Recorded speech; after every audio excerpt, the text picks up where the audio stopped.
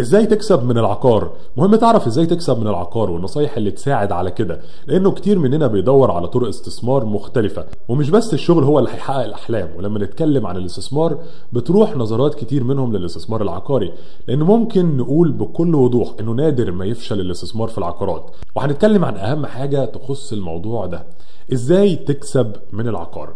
مش ممكن تحدد الوقت بالظبط اللي بدأت فيه تجارة العقارات او الاستثمار العقاري في الصعود، بس ممكن نقول ان الاستثمار العقاري زاد التركيز عليه قوي في ال200 سنة اللي فاتوا. بس الأكيد إن ده جه بعد الزيادة المناسبة في أسعار العقارات السكنية بعد التضخم الاقتصادي وغلاء المعيشة، وخصوصا في أمريكا. وممكن نقول إن الاستثمار العقاري مربح بنسبة 100%، وتقريبا مفيش مجال للخسارة طالما كانت كل خطواتك مدروسة. والتجارة في العقارات في طرق كتير، أشهرها رقم 1 زيادة أسعار العقارات. من أكتر الطرق اللي بتشد تفكير واهتمام المستثمرين وهي الربح من خلال زيادة سعر العقار بعد الشراء.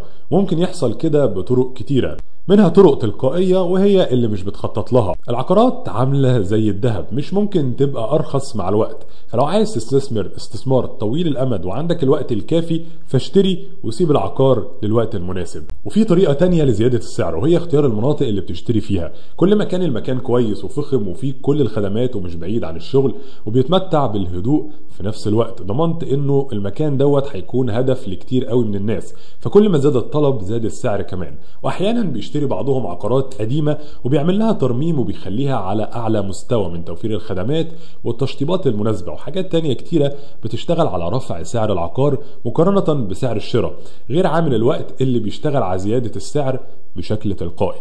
الطريقة التانية وهي تأجير العقارات، ودي واحدة من الطرق اللي بتوضح ازاي تكسب من العقار. يعني ممكن تأجر العقار بشكل شهري أو سنوي حسب العقد بين صاحب العقار واللي بيأجر، مع متابعة شغل الصيانة والتصليحات مع اللي بيأجر وفرض مبلغ تأميني لأي تلفيات.